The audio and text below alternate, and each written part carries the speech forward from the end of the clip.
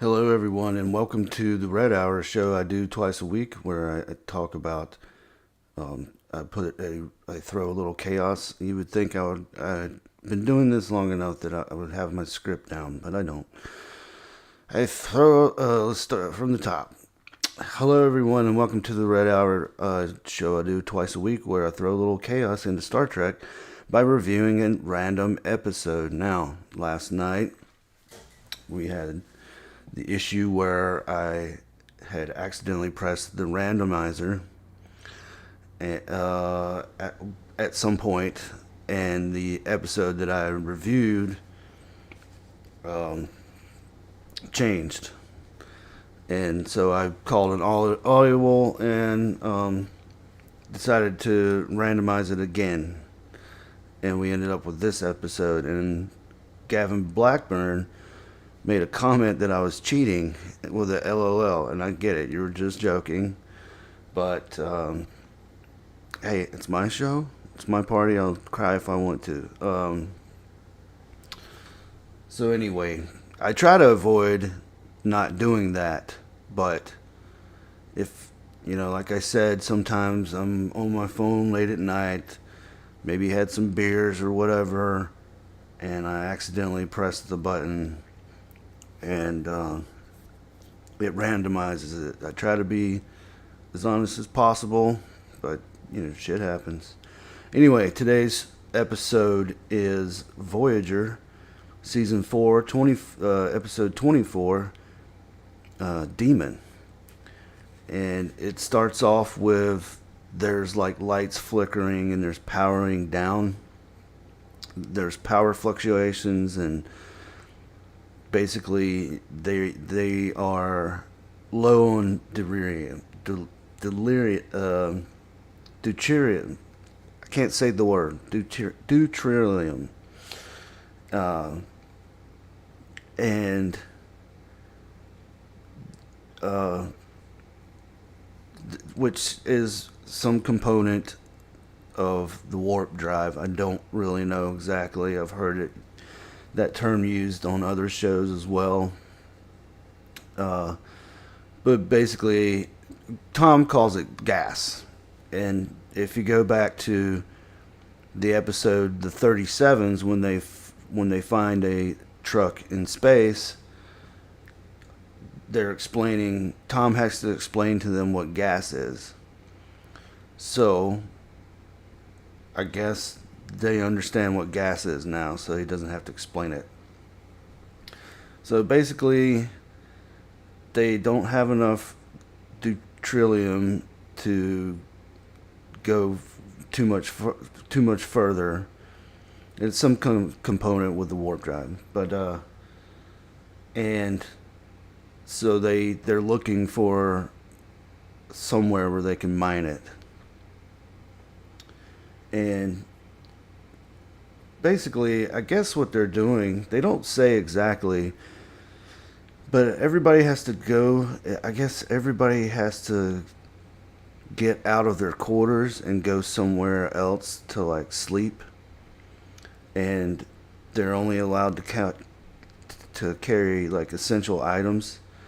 So Tuvok is in the corridor and he's telling everybody to only carry essential items. I thought that what it came across to me was that everybody was kind of sharing rooms, but they don't fully explain what's going on. But they're trying to save power, and this power. So it's called a gray condition. So that, and I looked this up. Gray condition is when the ship is on low power mode. I had to look up all the alerts and stuff, which was kind of interesting reading through them. And we'll go through. There's at least one more.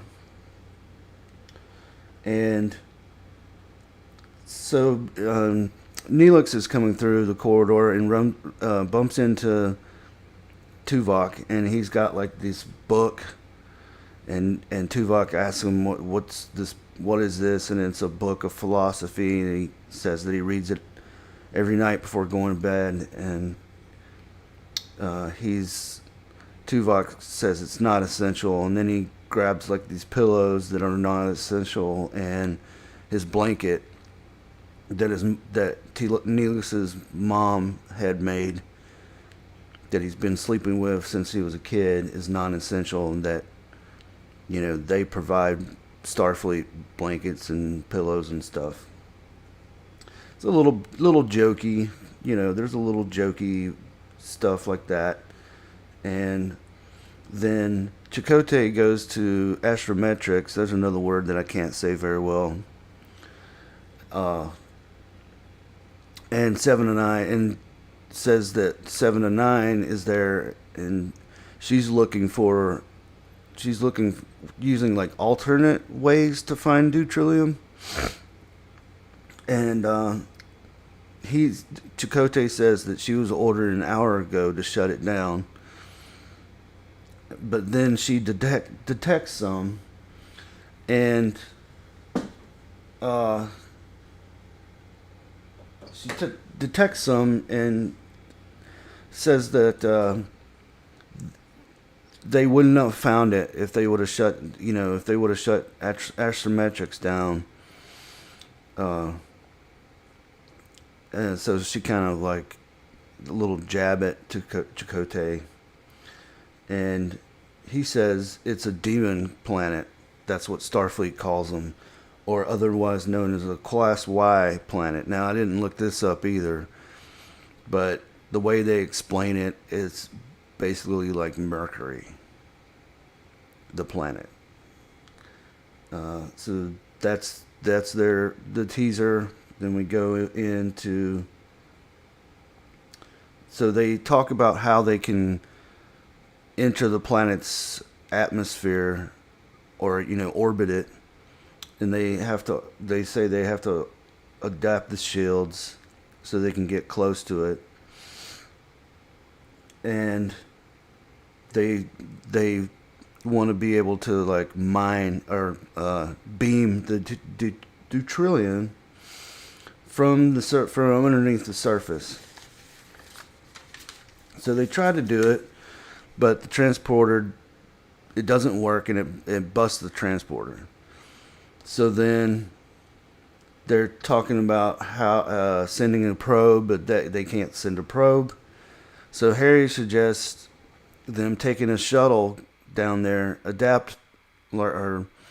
make changes to the environmental suits so they could go on the surface and just mine it that way.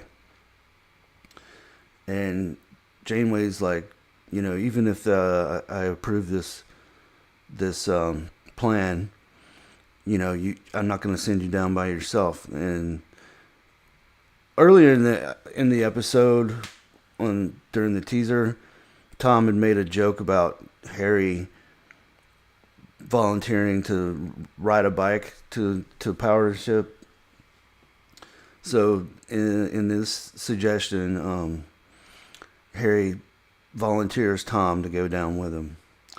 So they're in the shuttle, or no, they're on their way to the shuttle bay, and in the turbo lift, Tom is talking about how Harry stood up for himself in the meeting because Tuvok had mentioned that it was dangerous, and he says that he's familiar with the danger and Class Y planets and stuff. And so Tom is like, "Are you trying to get a promotion or something?" And he's like, "No, I'm just, when I first I was very green when I came aboard the ship, and I've been through a lot of stuff."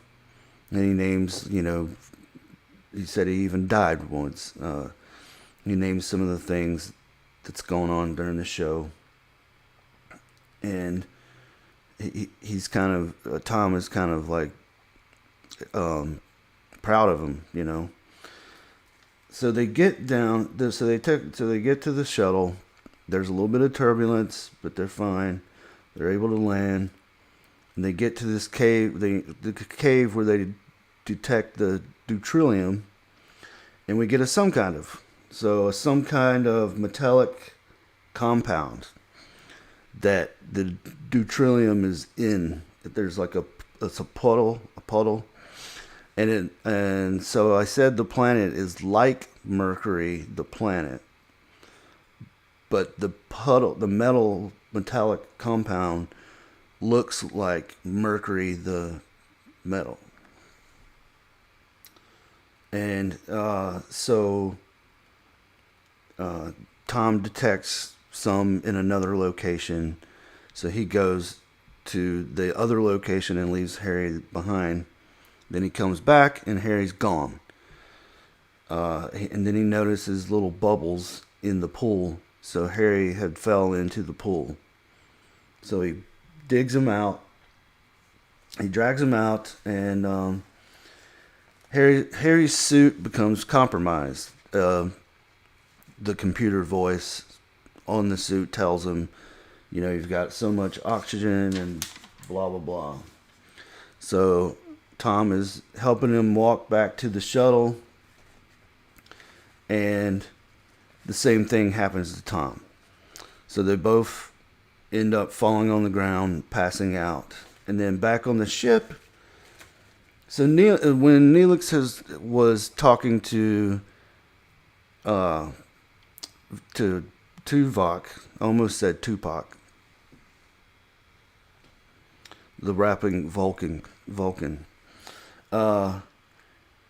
Tupac's mom died, I think, the other day, or godmother, I'm not sure. But so when Neelix was talking to Tuvok, I almost did it again. Tuvok in the corridor, Tuvok makes a slight suggestion to go to the sick bay to sleep. So he's in sick bay and he's talking to the doctor, and the doctor doesn't like it. He doesn't think it's a good idea. And then he says, "This is a sick bay, not a dormitory." So that's a play on the "I'm a doctor, not a whatever." And Chakotay comes in, and he thinks it's a great idea because they got to conserve power. And then the doctor says, "Well, what about, I'm a night owl, and I like to stay up late at night and read and sing opera songs." And he says, and Chakotay tells him, we could just shut you down at night, and you wouldn't have to deal with Neelix's snoring. So that's a slight jab, and that was my immediate thought too. Is like, you're a fucking hologram. You can just turn you off. Duh. So Chakotay's called to the bridge, and they're saying that Tom and Harry has not checked in yet. It's been too long, and Chakotay says, "Well, why don't I take a shuttle and go down there?" And Janeway's like, "No, we can't risk losing another person." So she says, "Why don't we land the ship and just alter the shields and land it." So that's the other alert. So that's a blue alert, and that came up in that episode, the 37s. So I thought a blue alert just means that they're landing the ship, but what it really means is as a non-standard mode for the ship. So so then you have yellow alert where the shields go up, but the weapons aren't armed or aren't ready. Red alert, shields are up, weapons are armed. Obviously, blue alert, non-standard. Gray. It's not alert, it's condition. Gray condition, low power mode, and then there's a green condition.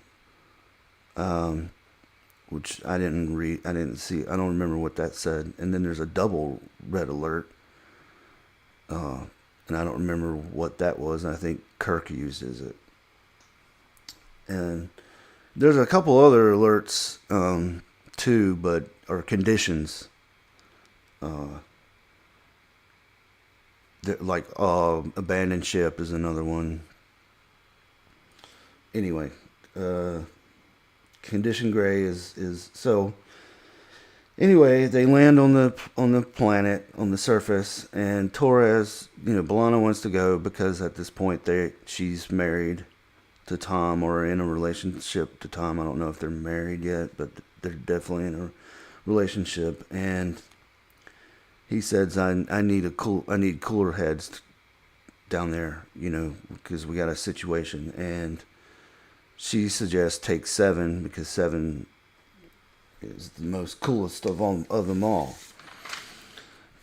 So back on the ship, Neelix is arguing with the doctor over the lights, and they go back and forth. And then Neelix says, "You know what? I can't sleep anyway. Let's just stay up and have a party."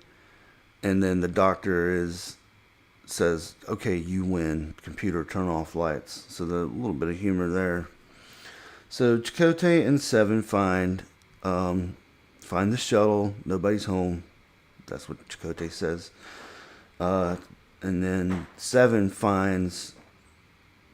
tries to collect a sample, and just as she's about to stick her hand, even though she's in an enviro suit, in the liquid, some kind of metallic compound, Chakotay stops her and he says, "Look, let's find Tom and let's find Tom and Harry first, and then we'll take a sample." So then they find signs of human life.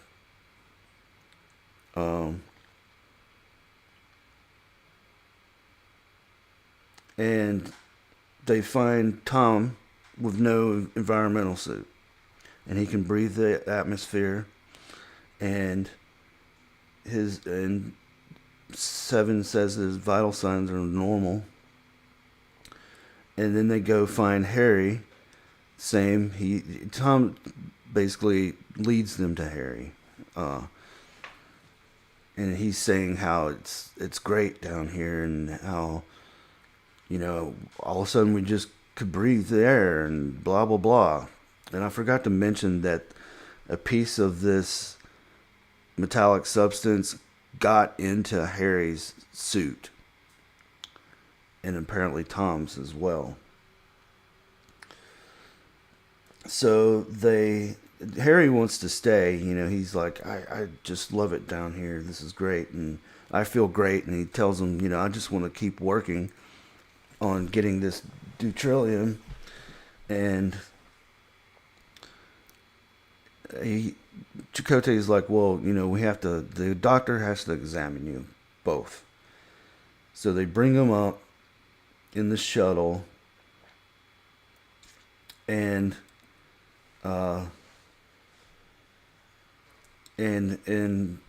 they can't breathe. Once they get onto the ship, they can't breathe the air, and they're in sickbay. And so the doctor creates a force field and that surrounds them and fills that force field area with the atmosphere from the surface, and then they can breathe again. So he explains to them that they've been that this liquid got into their bloodstream and has bioformed them, and he akins it to like terraforming, except it's the liquid has changed the physiology of them so that they would be able to live on the surface. And explains that it can't be replicated safely, so they would have to be basically left behind on the surface.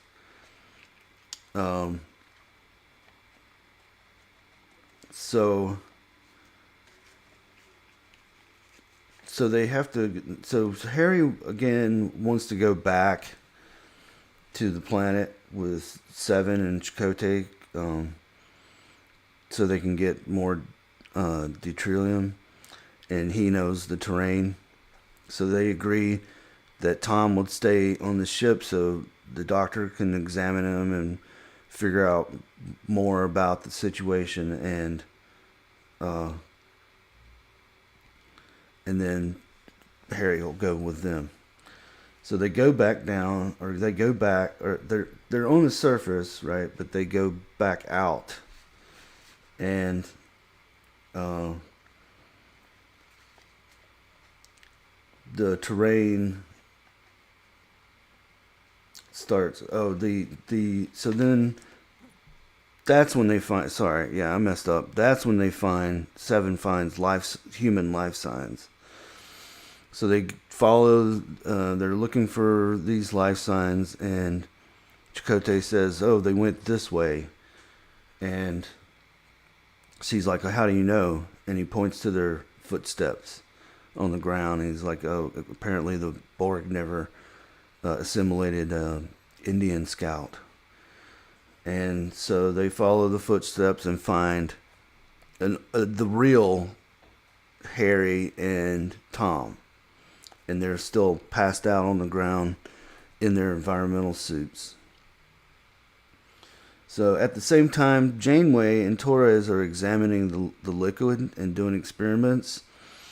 And it's, B'Elanna calls it like a fluid, organic fluid or something. And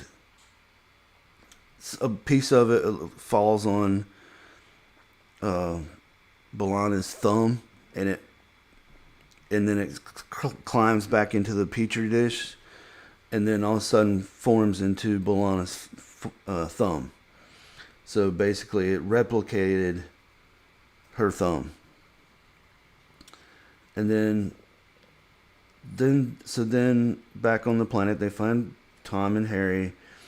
And then a large pool of this liquid forms under the ship, under Voyager. And then they're about to beam everybody up. I think he says 5 to beam up or something like that. But Harry takes off running as the other Harry that doesn't have the environmental suit takes off running as they are beaming up, and because he wanted to stay on the surface.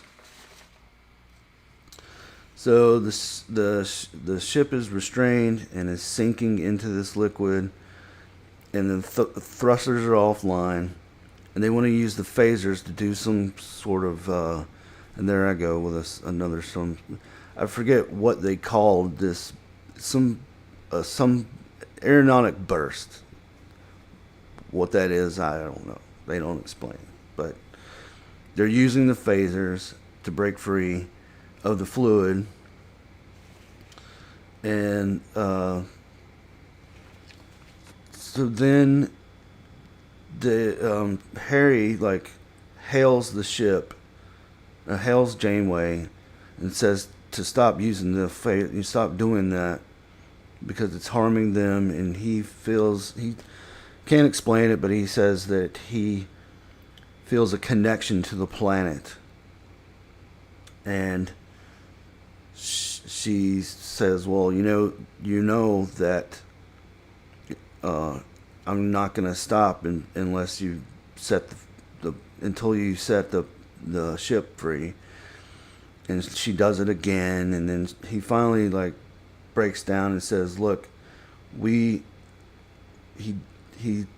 gathering this information, basically that the liquid was not sentient, that it was just acting on instinct until they found Harry and Tom, and then became sentient through them, and they don't want to be alone." And so Janeway makes a deal saying, "Look, if you can replicate," because they figure out that it can replicate DNA. Whatever DNA contact it comes in contact with, it replicates that. Now, that becomes a problem later on because there's another episode with these people. So basically, they get the DNA of the whole entire crew. She orders them to come to Cargo Bay 1 and tells Tuvok that she'll explain when she gets there. So the whole entire crew agrees to give a sample of their DNA so that they can create basically a replicant of the whole entire crew. So like I said, that's kind of complicated later because there's another episode with this crew in space with Voyager. So can it replicate DNA or can it or does it replicate anything? Because it replicates Voyager too, including all the warp drive, the whole shebang. So I don't know, but I said yesterday when I was talking about this, I said it was kind of a bad episode, but and I said that I'd seen it a bunch of times, which I had, and I recalled exactly what the plot was. But upon further reflection, I think what makes it, I guess, it's a filler episode, as Gavin Blackburn would point out. It's a filler episode, and it's like there's 2 more episodes in this season, and then we get into the 5th season. But I think that is decent in the sense that there's a little bit of humor there's a lot of good banter between Tom and Harry throughout the whole episode, and then the stuff with Neelix and the Doctor's not super annoying. It's funny. There's not much of it because there's not much of a B plot here. So it's normally Neelix is annoying, but in this episode he's kind of funny. Give him credit where credit's due. So I was gonna say a 5 or a 5.5, but I kind of pushed it to 5.75 out of 10 because it's an interesting. They also introduce an interesting concept, even. Maybe it's not a new one. If you think about horror movies or The Blob or whatever, or even if you think about the changelings, they don't replicate things, but they can turn into shapes. So I'll give them credit for that too.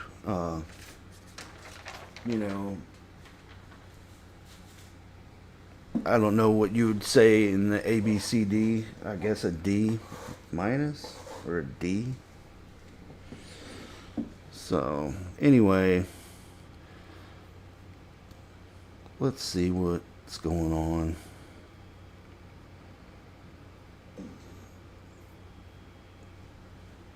So we have Gavin Blackburn says to save power, use the holodeck. I know. What was it? Lower Decks that introduced that idea that the holodeck is a separate power source. So if that's true, why couldn't they have done that this whole, the whole time? It's so stupid. If you're going to retcon something, retcon it so it makes sense, not add more questions than answers, DJ Play Nice says good evening. And use Voyager, or USS Voyager had shuttles coming out of the Wasu. Again, was it Lower Decks or no? It was Prodigy that they could basically replicate a shuttle. through a bigger version of the replicator. So that's, I guess that's the writer saying, well, that's how the Voyager had so many shuttles. Okay. Okay. Double red alert was in Conscience of the King when the phaser. This is Gavin Blackburn. When the phaser was hidden. Oh yeah, I remember that. Okay, it's set to overload. Yeah, I remember that. That's a good episode. I really like that one. Yeah, shout out to me, Gavin Blackburn says, and also it's filler. Yeah, it's filler. But I give it more credit now than I did in the past. That's all. So now we go to the portion of the night and where fate decides what the next episode is going to be. And I did it again. I'm not. It's not cheating. It's not cheating. As I had my phone in my hand, and as soon as I opened it up, my finger pressed the button. So, I mean, the it's TNG season 5, 14 conundrum, but we're not gonna do that. We're gonna do. Oh, Deep Space Nine, Hands of the Prophet. Recognize the title. Don't remember the episode. It's season 1, episode 20, In the Hands of the Prophets. Don't remember. Don't remember. Old Trek filler is better than anything that came out of under Kurtzman. Yep. Indeed. Indeed. So, that is going to be just about it for me tonight. I want to thank Gavin Blackburn for showing back up. And DJ Play Nice for showing back up tonight. And anyone who's out there lurking. And anyone that catches this in the future. I'm the Dead Man. And I will be back on Wednesday evening, 8 p.m. Eastern Time. I live on the East Coast. Why is it so hard for me to say Eastern Time? I've lived on the East Coast in the South for my whole entire life and occasionally gone elsewhere to the West Coast and Central. But for some reason, my brain stops me at the and says, "What time zone is it?" It's Eastern Standard Time, 8 p.m.